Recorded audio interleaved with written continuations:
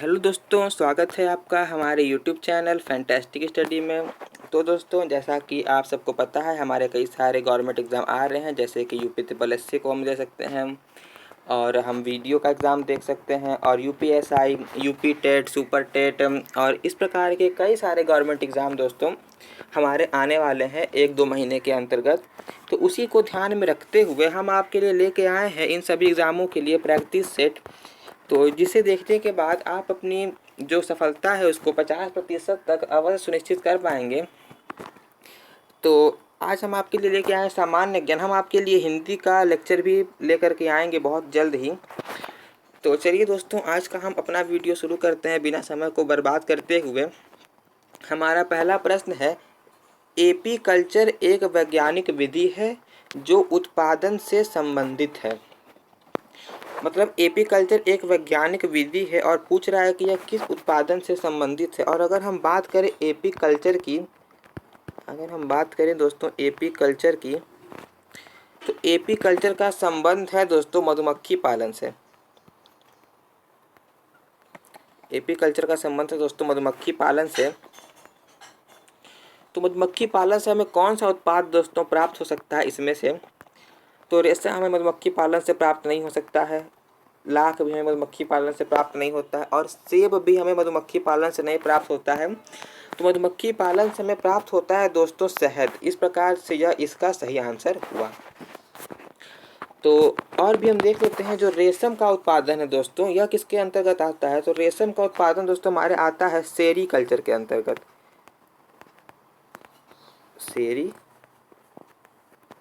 सेरी culture के अंतर्गत हमारा रेशम का उत्पादन आता है दोस्तों। तो बढ़ते हैं अपने अगले प्रश्न की तरफ। तो ऋग्वेद संहिता का नवा मंडल पूर्णतः किसको समर्पित है? तो ऋग्मंडल संहिता का दोस्तों जो नवा मंडल है वह दोस्तों पूर्णतः समर्पित है सोम और इस पेय पर नामांकित देवता को।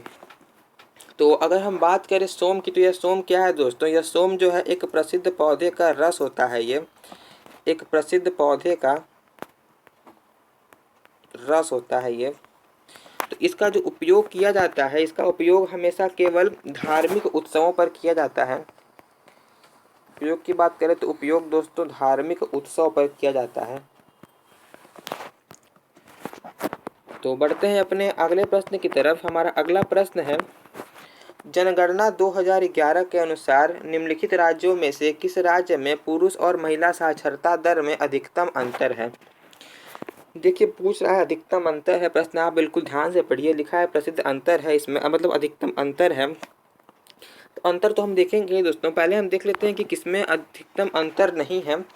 तो केरल में दोस्तों साक्षरता दर सबसे अधिक है, और जाहिर सी बात है जिस राज्य में साक्षरता दर सबसे अधिक होंगे उसी राज्य में स्त्री और पुरुष के जो साक्षरता दर का अनुपात होगा वह बराबर होगा आदि कुछ हद तक।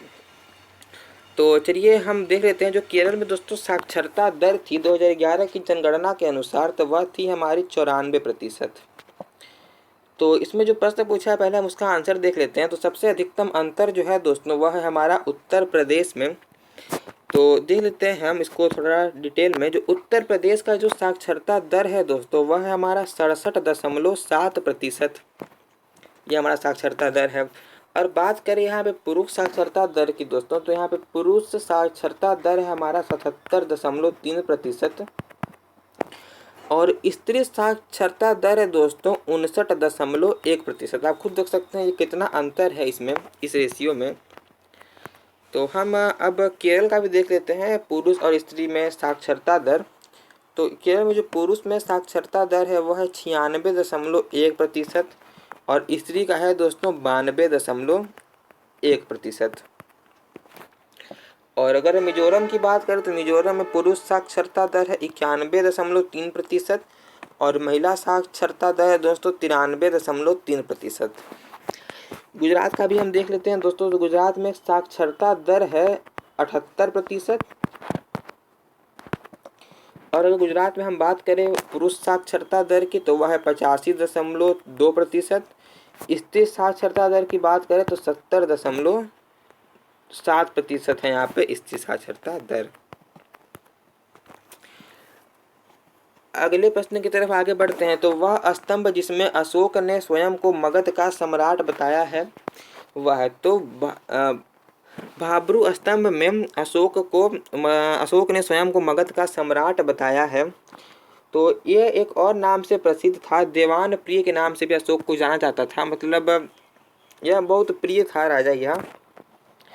तो बढ़ते हैं अपने अगले प्रश्न की तरफ। हमारा अगला प्रश्न है दक्षिण गंगोत्री स्थित है। तो दक्षिणी गंगोत्री दोस्तों स्थित है अंटार्कटिका में। और बात करें दक्षिण गंगोत्री की, तो यह दोस्तों है एक शोध स्टेशन था ये एक। वर्तमान में इसका अस्तित्व नहीं है। वर्तमान में भारत के मैत्री और भारती 2 स्टेशन कार्यरत हैं। तो बढ़ते हैं अपने अगले प्रश्न की तरफ। तो निम्नलिखित में से कौन सा एक सही सुमेलित नहीं है। तो सूची 1 में दिए गए हैं संपादक के नाम और सूची 2 में दिए गए हैं पत्रिका के नाम। हमको इनमें से देखना है कि इनमें से कौन सा सुमेलन सही नहीं है। तो चलिए हम देख लेते हैं बहुत ही आसान तरीके से। तो दादा भाई नेहरू जी रफ्त गुफ्तार सही है, इन्होंने इसी का संपादक किया था। एनी बेसेंट न्यू इंडिया बिल्कुल सही है, इसी का संपादन इन्होंने किया था। बाल गंगाधर तिलक केसरी ने ये भी सही है, इसका संपादन इन्होंने किया था। और अंत में हमारा बच जाता है इंडिपेंडेंट BR अम्बेडकर। यह हमारा गलत है। इंडिपेंडेंट की अगर हम बात करें तो यह एक समाचार पत्र था दोस्तों, जिसको मोतीलाल नेहरू ने स्वशासन की मांग करते हुए निकाला था। यह एक समाचार पत्र था। अगले प्रश्न की तरफ बढ़ते हैं। तो निम्नलिखित में से कौन असम में 1857 की क्रांति का नेता था। तो 1857 की क्रांति का दोस्तों नेता था दीवान मनी राम दत्त। थोड़ा सा इनके बारे में हम जान लेते हैं। यह क्या थे, यह दीवान थे। कहाँ के दीवान थे, असम के दीवान थे। इन्होंने क्या किया था, जो वहाँ के अंतिम राजा थे उनके जो पोते थे, राजा के पोते को इन्होंने सिंहासन पर बैठा दिया था, या फिर कह सकते हैं कि राजा के रूप में घोषित कर दिया था। तो इन्होंने जिनको घोषित किया था उनका नाम था कंदपेश्वर दत्त। कंदपेश्वर दत्त ये वहाँ के अंतिम राजा के पोते थे। इनको राजा घोषित कर दिया था, जिसके कारण क्या होती है, विद्रोह की शुरुआत हो जाती है। क्या जाती है, विद्रोह की शुरुआत हो जाती है। परंतु क्या होता है कि बहुत जल्द ही इस विद्रोह को दबा दिया जाता है और दीवान मनी राम दत्त को फांसी दे दी जाती है। तो अगले प्रश्न की तरफ हम बढ़ते हैं दोस्तों।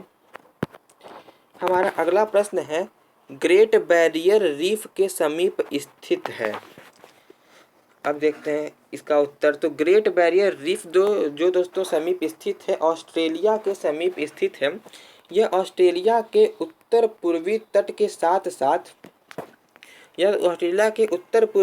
साथ साथ समुद्र में एक प्रवाल भित्ति है। क्या है दोस्तों, यह एक प्रवाल भित्ति है। यह एक प्रवाल भित्ति है। बात करें इसकी लंबाई की दोस्तों, तो जो इसकी लंबाई है वह 1900 किलोमीटर से भी अधिक है। 1900 किलोमीटर से भी इसकी लंबाई अधिक है। और इसका निर्माण जो दोस्तों हुआ है अत्यंत छोटे छोटे जीवों के अस्थि पंजरों से हुआ है। इस यहाँ पे दोस्तों जो लगातार क्या होता है कि यहाँ जहाज़ों को खतरा बना रहता है हमेशा, इसी प्रवाल भित्ति के कारण, जिसे हम ग्रेट बैरियर रीफ के नाम से जानते हैं।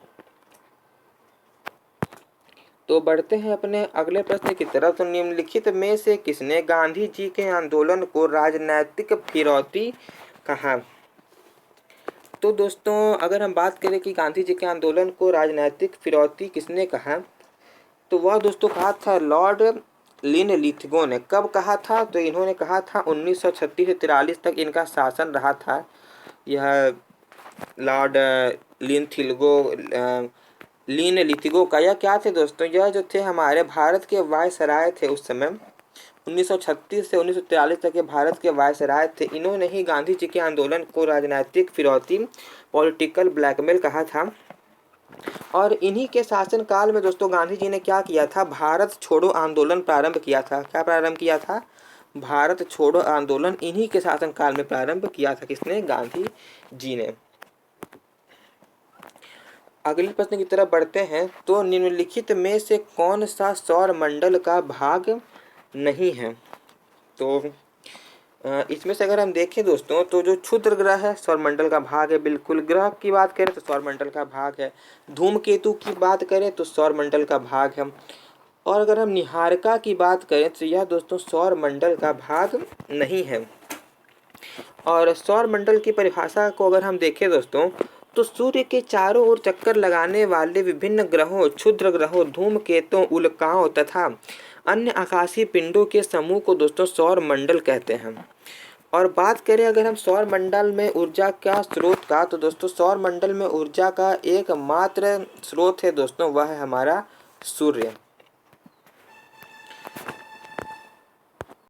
तो दोस्तों बढ़ते हैं अपने अगले प्रश्न की तरफ। तो हमारा अगला प्रश्न है, एक मिनट, तो हमारा अगला प्रश्न है दोस्तों, महात्मा गांधी के चंपारण सत्याग्रह का किसने विरोध किया था?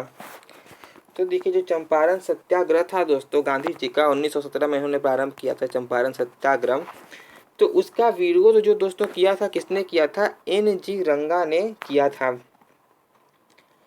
और अगर हम बात करें कि गांधी जी अगर चंपारण गए थे तो 1917 में गांधी जी चंपारण गए थे चंपारण में सत्याग्रह करने के लिए, और राजकुमार शुक्ल के आग्रह पर गए थे। और चंपारण सत्याग्रह के समय गांधी जी के साथ साथ राजेंद्र प्रसाद, हम बात करें राजेंद्र प्रसाद, ब्रज किशोर, महादेव देसाई, JB कृपलानी आदि थे किसमें?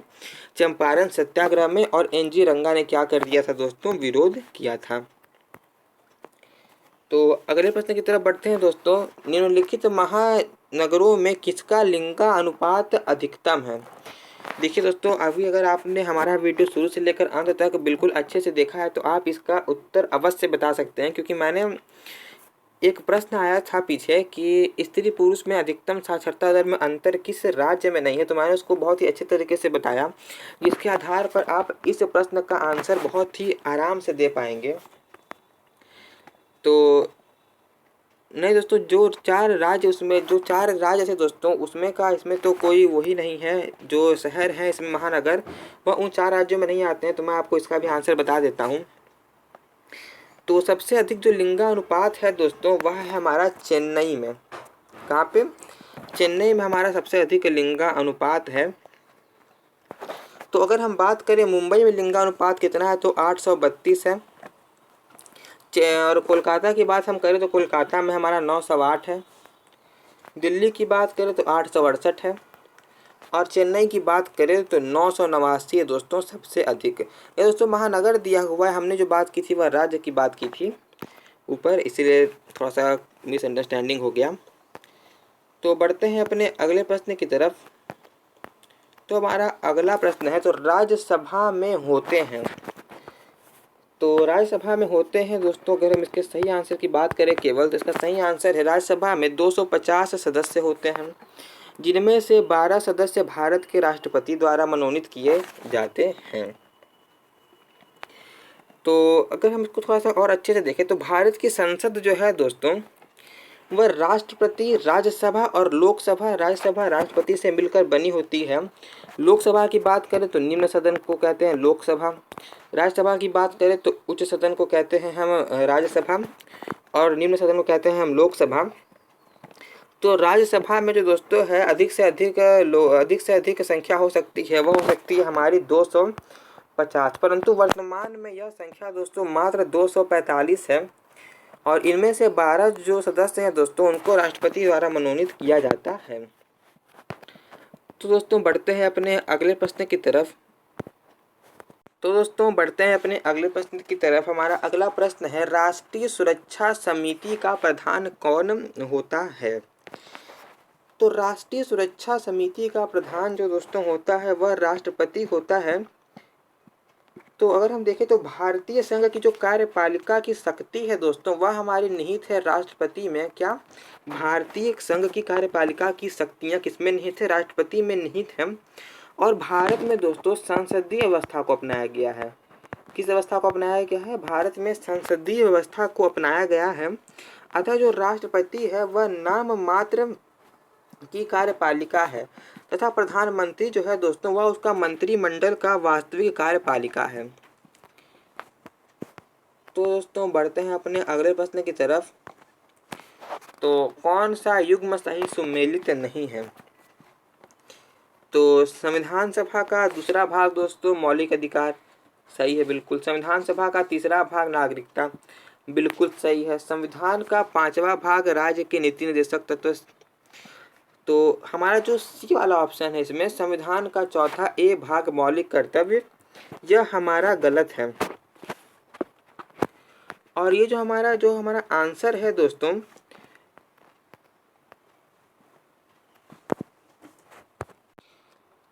यहाँ से क्वेश्चन पढ़ने में थोड़ी सी मिसअंडरस्टैंडिंग हो गई दोस्तों। अब हम लाइव क्लास लेंगे तो आपको बताने का मौका मिलेगा, इसमें थोड़ा सा हमसे मिस्टेक हो गया है।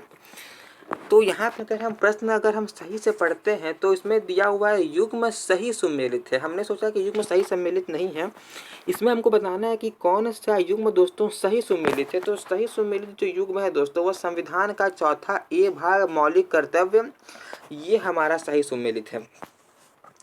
तो अब इसमें जो 3 और दिए हुए हैं दोस्तों, इसका भी मैं आपको सही सुमेलन बता देता हूँ। तो संविधान का दूसरा भाग है दोस्तों वो मौलिक अधिकार नहीं है, वह क्या है हमारा नागरिकता। संविधान का दूसरा भाग दोस्तों नागरिकता। संविधान का जो तीसरा भाग दोस्तों यह है हमारा मूल अधिकार। क्या है हमारा? मूल अधिकार। ये तो हमारा सही है तीसरा वाला। और डी वाला देख लेते हैं। जो संविधान का पांचवा भाग है दोस्तों ये नहीं है।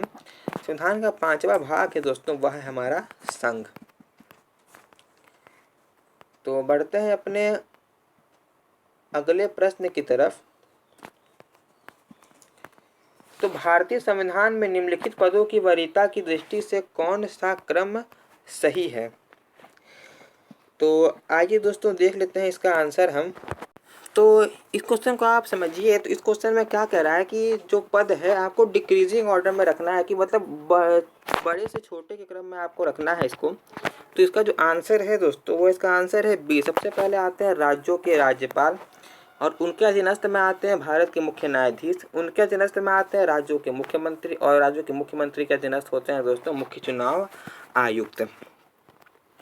तो दोस्तों अब हम बढ़ते हैं अपने अगले प्रश्न की तरफ। तो देख लेते हैं हमारा अगला प्रश्न। तो हमारा अगला प्रश्न है दोस्तों कि संविधान में मंत्रिमंडल शब्द का एक ही बार प्रयोग हुआ है, और वह है। तो इसका आंसर है दोस्तों कि अनुच्छेद 352 में मंत्रिमंडल शब्द का प्रयोग एक ही बार हुआ है। और किस खंड में हुआ है? तो इसके खंड दोस्तों 3 में हुआ है। इसके खंड 3 में मंत्रिमंडल शब्द का प्रयोग हुआ है।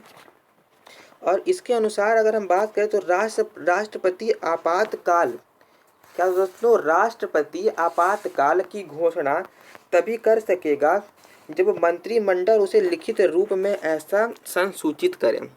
मतलब जब मंत्रिमंडल के संसूचित किए बिना वह आपातकाल घोषित नहीं कर सकता, अनुच्छेद 352 के खंड 3 के अंतर्गत। तो बढ़ते हैं अपने अगले प्रश्न की तरफ। तो उत्तर प्रदेश में सीमांत कृषक किन्हें कहा गया है? तो उत्तर प्रदेश में सीमांत कृषक दोस्तों उन्हें कहा गया है जिनके पास 1 हेक्टेयर से भी कम भूमि है। मतलब जितने भी ऐसे किसान हैं उत्तर प्रदेश में जिनके पास 1 हेक्टेयर से कम भूमि है उनको सीमांत कृषक कहा गया है उत्तर प्रदेश में। अगला प्रश्न है कि योजना में कोर सेक्टर का तात्पर्य है। तो योजना में कोर सेक्टर का तात्पर्य दोस्तों है लोहा एवं इस्पात उद्योग से।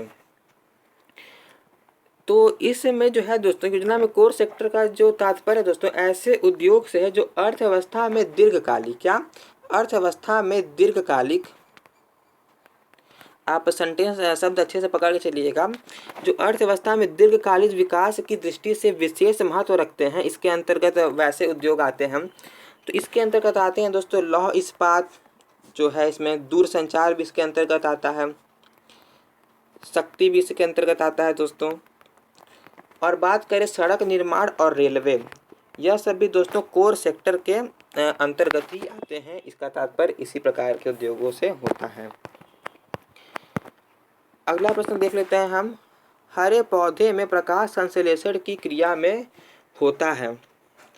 तो हरे पौधे क्या करते हैं दोस्तों, प्रकाश संश्लेषण की उपस्थिति में कार्बन डाइऑक्साइड को लेते हैं और ऑक्सीजन को छोड़ देते हैं, फलस्वरूप यह अपना भोजन बना लेते हैं।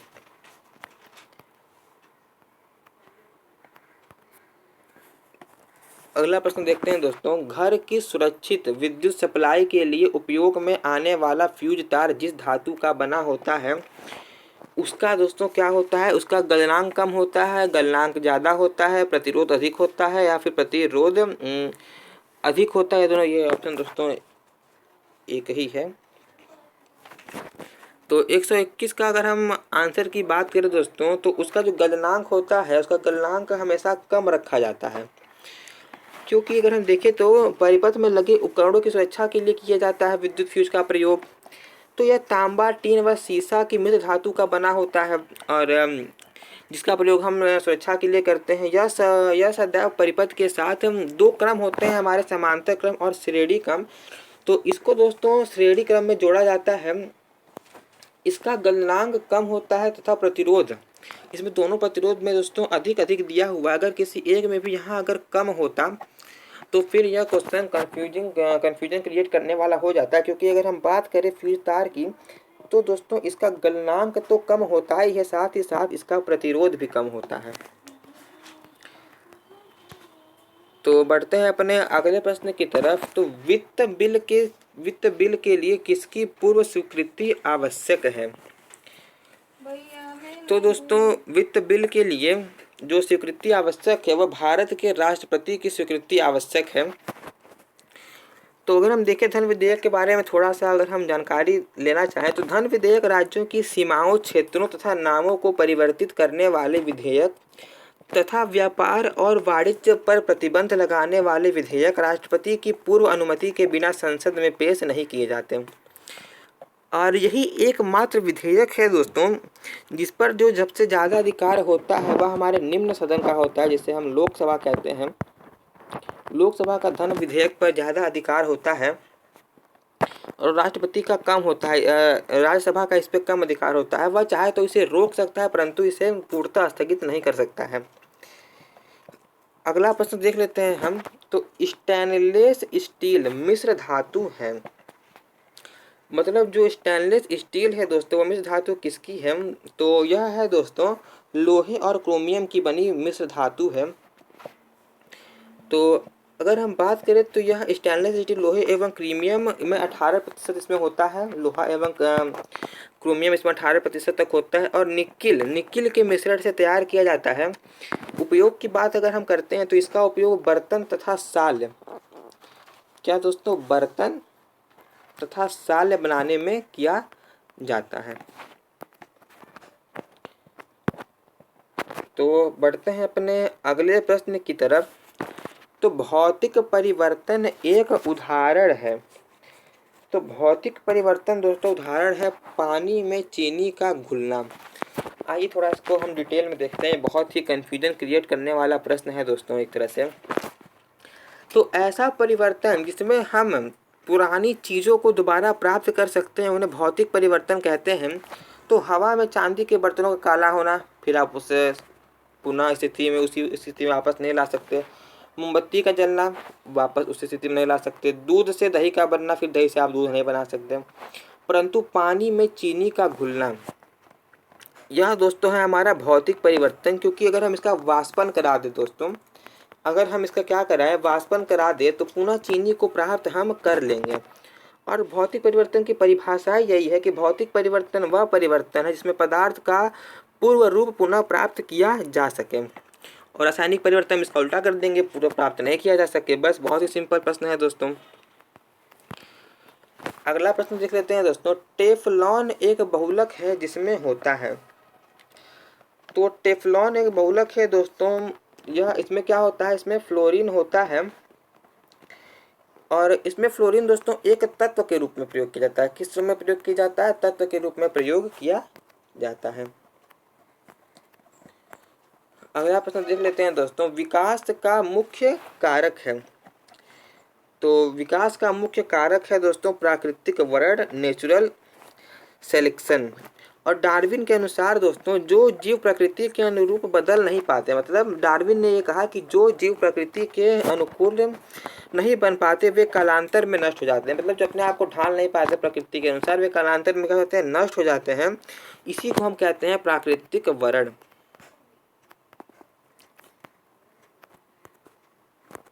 तो बढ़ते हैं अपने अगले प्रश्न की तरफ।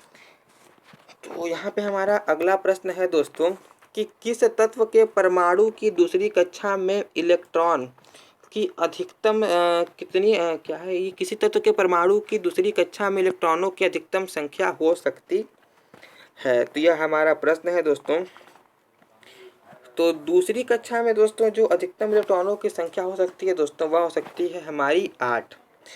पहले की बात करें तो पहले में हो सकती है हमारे 2 और दूसरे में हो सकती है हमारे 8। अगले प्रश्न की तरफ। तो हमारा अगला प्रश्न है कि भोजन के वर्ग में प्रति यूनिट कैलोरी की मात्रा सर्वाधिक होती है। तो जो प्रति यूनिट कैलोरी की मात्रा दोस्तों जो सर्वाधिक होती है जिसमें पूछ रहा है वह हमारी होती है दोस्तों वसा में।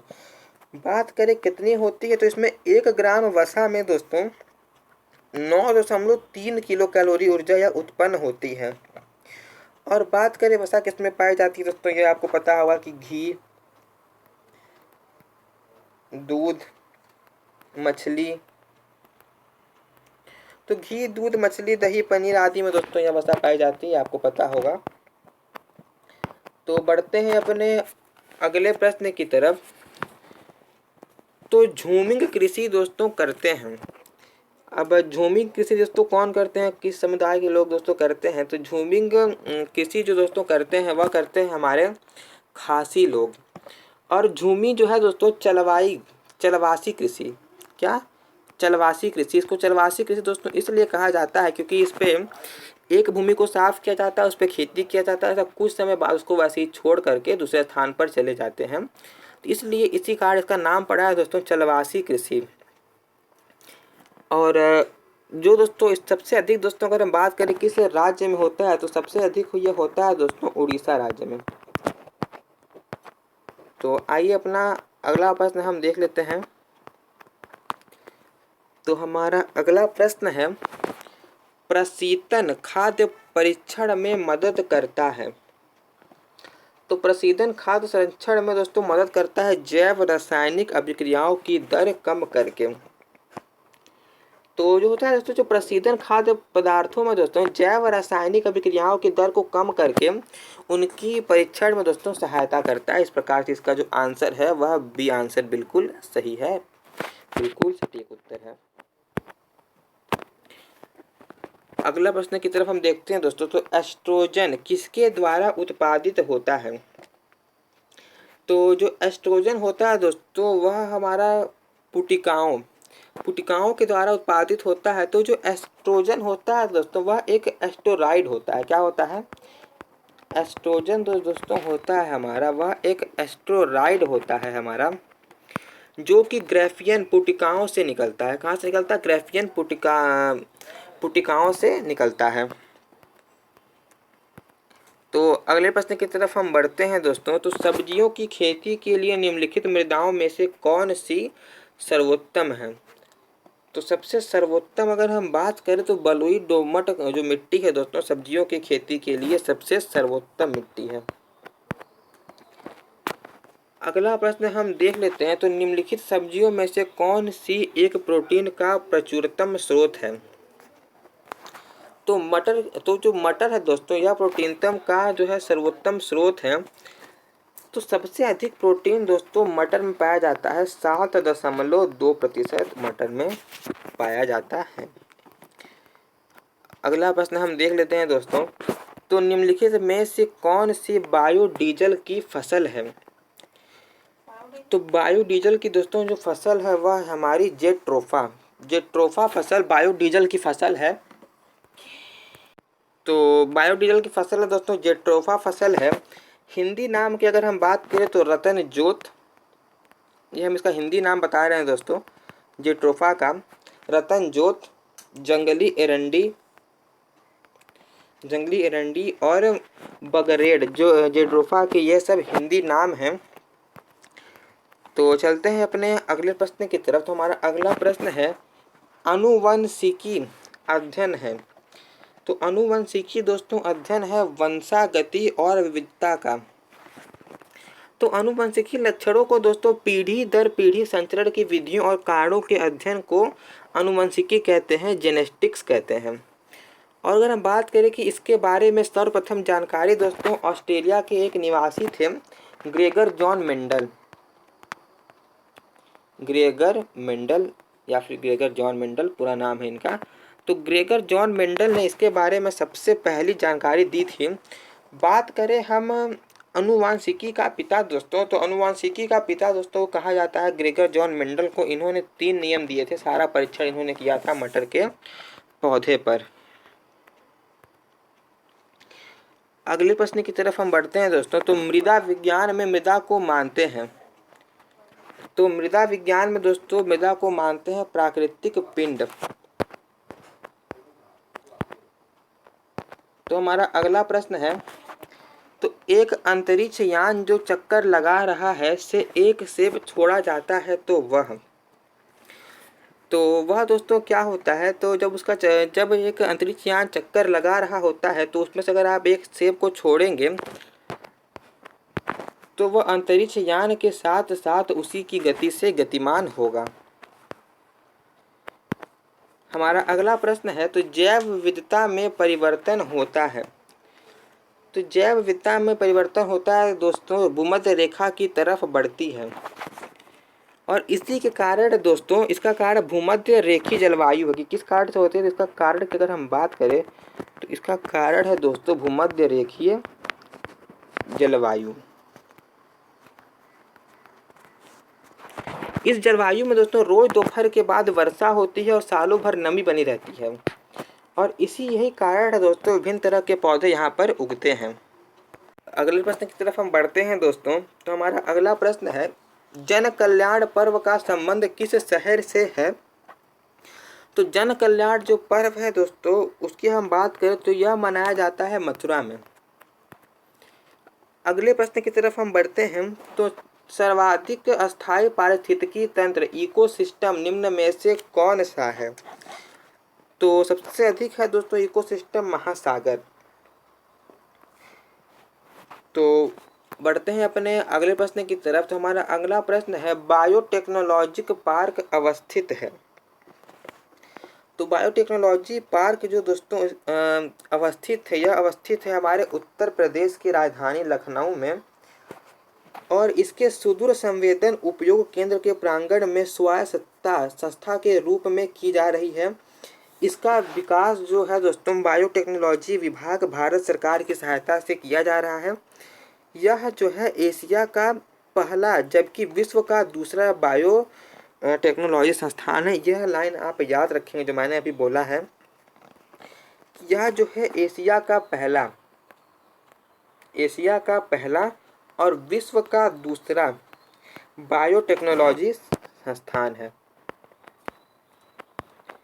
तो बढ़ते हैं अपने अगले प्रश्न की तरफ। तो हमारा अगला प्रश्न है तो लोकसभा की कार्यवाही में भाग लेने का अधिकारी कौन नहीं होता है। तो लोकसभा की कार्यवाही में भाग लेने का अधिकारी दोस्तों जो नहीं होता है वह उसका आंसर होगा दोस्तों भारत के राष्ट्रपति के जो सचिव होते हैं वह लोकसभा की कार्यवाही में भाग लेने का अधिकारी नहीं होता है। तो बढ़ते हैं अपने अगले प्रश्न की तरफ। तो उत्तर प्रदेश में कृषि विश्वविद्यालयों की संख्या है। तो कृषि विश्वविद्यालयों की दोस्तों संख्या है 5। मैं आपको 5 विश्वविद्यालयों का नाम बता देता हूं और उनके जगह का नाम बता देता हूं। आप बिल्कुल अच्छी तरह से इनको याद कर लेंगे। सबसे पहला आता है हमारा चंद्रशेखर आज़ाद कृषि विश्वविद्यालय कानपुर में स्थित है। नरेंद्र देव कृषि विश्वविद्यालय फैजाबाद में स्थित है। सैम हिगनी बॉटम कृषि विश्वविद्यालय इलाहाबाद में स्थित है। सरदार वल्लभ भाई पटेल कृषि विश्वविद्यालय मेरठ में स्थित है। मान्यवर श्री कांसी राम जी कृषि विश्वविद्यालय बांदा में स्थित है। तो हमारा अगला प्रश्न है उत्तर प्रदेश में सस्य जलवायु क्षेत्रों की संख्या कितनी है। तो क्षेत्रों की संख्या है दोस्तों 9। आइए मैं आपको इनका नाम भी बता देता हूँ। सबसे पहला आता है भाबर एवं तराई क्षेत्र, दूसरे नंबर पे जो आता है पश्चिमी मैदान, तीसरे नंबर पे आता है मध्य पश्चिमी मैदान, चौथे नंबर पे आता है दक्षिणी पश्चिमी समशुष्क मैदान, पाँचवें नंबर पे आता है मध्य मैदान, छठवें नंबर पे आता है बुंदेलखंड प्रदेश, सातवें नंबर पे आता है उत्तरी पूर्वी मैदान और आठवें नंबर पर आता है पूर्वी मैदान और नौवें नंबर पर आता है विंध्य प्रदेश। तो अगला प्रश्न है दोस्तों, केवल विकलांगों के लिए भारत में बनाए जाने वाले प्रथम विश्वविद्यालय का मुख्यालय होगा। तो इसका जो मुख्यालय होगा दोस्तों वह चित्रकूट में होगा, क्योंकि जो यह इसकी हम बात करें तो केवल विकलांगों की शिक्षा हेतु भारत का प्रथम विश्वविद्यालय जो है उसका मुख्यालय चित्रकूट में होगा। और इस विद्यालय की स्थापना दोस्तों अगर हम बात करें किसने की है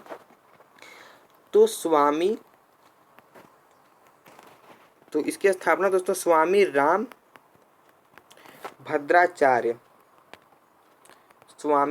भद्राचार्य ने की है। अगले प्रश्न की तरफ हम बढ़ते हैं दोस्तों। तो निम्नलिखित उत्तर प्रदेश के जनपदों में भोक्सा जनजाति कहाँ पाई जाती है। तो जो भोक्सा जनजाति दोस्तों पाई जाती है तो यह हमारी पाई जाती है बिजनौर और आगरा में। और यह जो होते हैं दोस्तों यह लोग अपने को पटवार राजपूतों के वंशज मानते हैं। अगला प्रश्न है, वर्ष 2017 का ज्ञानपीठ पुरस्कार किसे प्रदान किया गया। तो 2017 का जो ज्ञानपीठ पुरस्कार है दोस्तों यह दोस्तों प्रदान किया गया कृष्णा सोबती को प्रदान किया गया। और यह क्या थी दोस्तों, यह एक हिंदी लेखिका थी। और वर्ष 2016 के लिए यह पुरस्कार शंख घोष बांग्ला को दिया गया था। और इस पुरस्कार के तहत एक प्रशस्ति पत्र वाघ देवी की प्रतिमा व 11 लाख की राशि प्रदान की जाती है। अगले प्रश्न की तरफ हम बढ़ते हैं। तो वित्तीय वर्ष 2018-19 के लिए उत्तर प्रदेश का बजट किसने प्रस्तुत किया। तो 2018-19 के लिए जो उत्तर प्रदेश का बजट दोस्तों प्रस्तुत किया हमारे किसने, राजेश अग्रवाल ने। कब प्रस्तुत किया, तो 16 फरवरी 2008 को प्रस्तुत किया। और कितना इसका बजट क्या था दोस्तों, तो इसका बजट था 4,28,384.52 करोड़ रुपए। अगले प्रश्न की तरफ हम बढ़ते हैं। तो किस देश को हराकर ऑस्ट्रेलिया ने 27वां सुल्तान अजलन शाह कप जीता। तो जो 27 मार्च 2008 को 27वां जो है दोस्तों 27वां सुल्तान अजलन शाह कप आयोजित किया गया। कहाँ पे आयोजित किया गया, तो मलेशिया में खेला गया। इस टूर्नामेंट में क्या होता है कि ऑस्ट्रेलिया ने क्या किया, इंग्लैंड को हरा दिया तथा 10वीं बार यह टूर्नामेंट जीत लिया। तो अगले प्रश्न की तरफ हम बढ़ते हैं। तो चंद्रागिरी रेलवे स्टेशन कहाँ स्थित है। तो चंद्रागिरी रेलवे स्टेशन दोस्तों आंध्र प्रदेश में स्थित है। और यह स्टेशन की खास बात यह है दोस्तों कि इसको यहाँ इस प्रश्न में क्यों रखा गया है। तो पूर्णतः यह जो स्टेशन है दोस्तों यह महिलाओं द्वारा संचालित है। तो दोस्तों आज के लिए बस इतना ही। मिलते हैं आपसे अगले वीडियो में, तब तक के लिए धन्यवाद। और अगर आपको हमारा वीडियो अच्छा लगे तो हमारे चैनल को लाइक करें, सब्सक्राइब करें और शेयर करना ना भूलें। धन्यवाद।